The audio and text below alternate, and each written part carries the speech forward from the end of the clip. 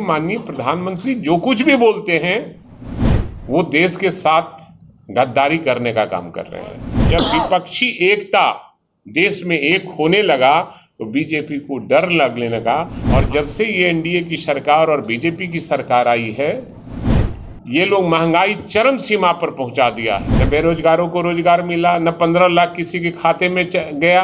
आपके नेता डीएसपी के साथ गुंडागर्दी कर रहे हैं, बदतमीजी कर रहे हैं, क्या कहेंगे इस पर? ये उनका प्रलाप है, विधवा प्रलाप कर रहे हैं, इसलिए कि शासन उनके पास जब था तो यहाँ क्या हो रहा था आप लोग से छिपी हुई बात नहीं है।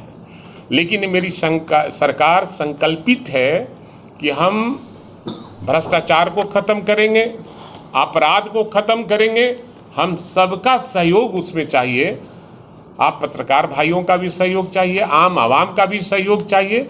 सरकार कृत संकल्पित है कि हम भ्रष्टाचार पर काबू पाएंगे, अपराध पर काबू पाएंगे। सुशील कुमार मोदी लगातार कह रहे हैं कि जो आपकी सरकार में जो मंत्री हैं उन पर कई आरोप लगते हैं।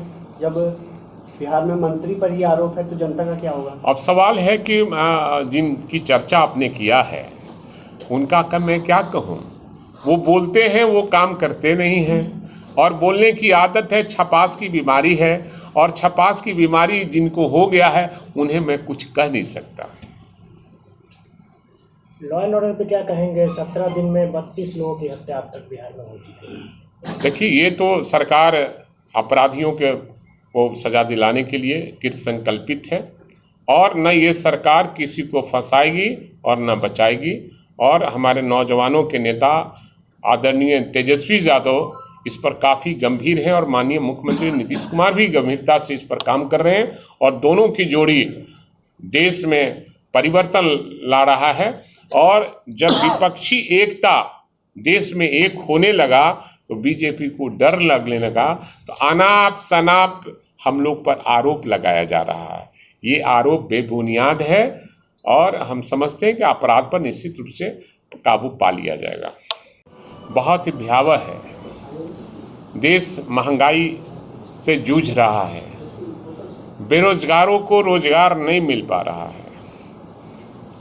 जो लोग 14 में वादा किए थे कि हर साल बेरोजगारों को हम 2 करोड़ रोजगार देने का काम करेंगे, 8 साल होने को है और एक भी बेरोजगारों को रोजगार नहीं मिल सका।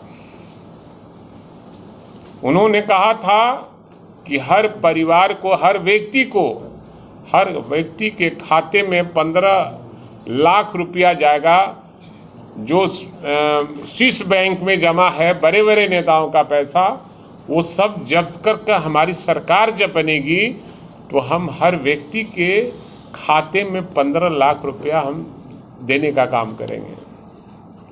न आज तक बेरोजगारों को रोजगार मिल सका, और कहते थे कि महंगाई ये कांग्रेस की देन है, और कांग्रेस ने महंगाई लाई है, हमारी सरकार आते ही महंगाई को हम काबू पा लेंगे। और जब से ये एनडीए की सरकार और बीजेपी की सरकार आई है, ये लोग महंगाई चरम सीमा पर पहुंचा दिया है। न बेरोजगारों को रोजगार मिला, न 15 लाख किसी के खाते में गया। जब उनके गृह मंत्री से पूछा जाता है कि आप लोगों ने ऐसा ऐसा वादा किया था रोजगार देने का, तो उन्होंने कहा कि ये भाई सब जुमला है, राजनीतिक जुमला है। तो हम लोग अब ये कहते हैं कि माननीय प्रधानमंत्री जो कुछ भी बोलते हैं वो देश के साथ गद्दारी करने का काम कर रहे हैं। देश जब आज़ादी की लड़ाई लड़ रहा था, और यही बिहार है जहां मोतिहारी से महात्मा गांधी ने 9 अगस्त 1942 को अंग्रेजों भारत छोड़ो का नारा दिया था, और आज़ादी की लड़ाई शुरू हुई थी उसी समय। उन दिनों ये लोग जनसंघ कहलाते थे, अब तो बीजेपी कहलाने लगे। ये जनसंघ के लोग थे, आरएसएस के लोग थे, जो अंग्रेजों की मुखबिरी किया करते थे, और जिन लोगों की फांसी की सजा हुई, अधिकांश लोग मुखबिरी कर उनको फांसी हिंदुस्तानी को दिलाने का काम किया। इस आज़ादी की लड़ाई हिंदू, मुस्लिम, सिख, ईसाई सब ने अपनी जान की कुर्बानी देकर इस देश को आज़ाद कराया था। लेकिन ये बीजेपी के लोग जनसंघ कहलाते थे, आरएसएस भी था,